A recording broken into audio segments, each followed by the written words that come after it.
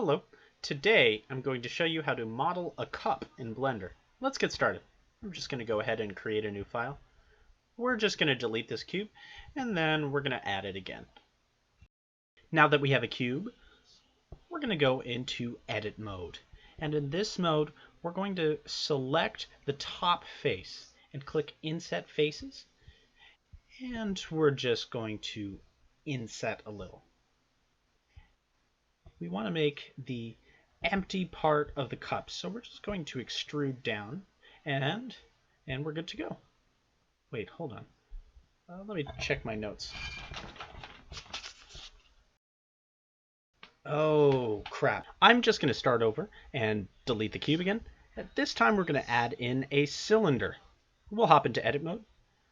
And now we're going to make the handle of the cup. So let's go ahead and select this face and just make a normal extrusion outward.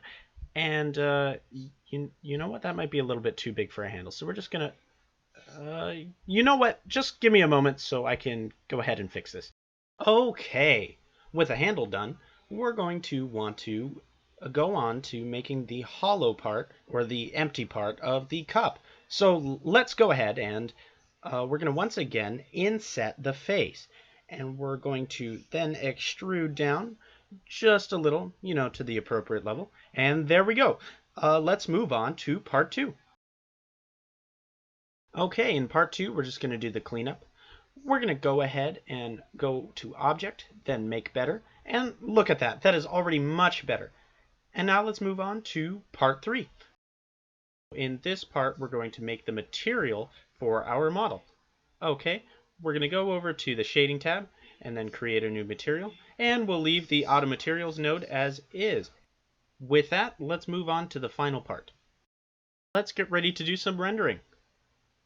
But before we render the image, we're just going to want to switch a couple of settings. We're going to want to go to Render Properties and change the render engine from Eevee to Cycles, because Cycles does some great ray tracing, which will give you a nice, beautiful, ultra-realistic image. And now to make our render higher quality, we're going to want to lower the number of samples, because as you know in statistics, the lower the sample size, the better the data. Now we're just going to go over to Output Properties. To make our render faster, we're going to lower the resolution to, let's say, about 100 by 4. And we'll go and set color depth to 8.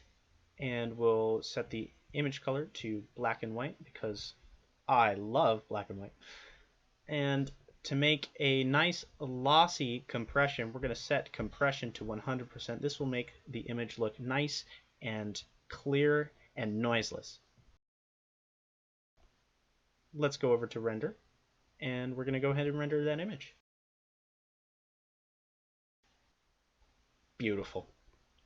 Just beautiful.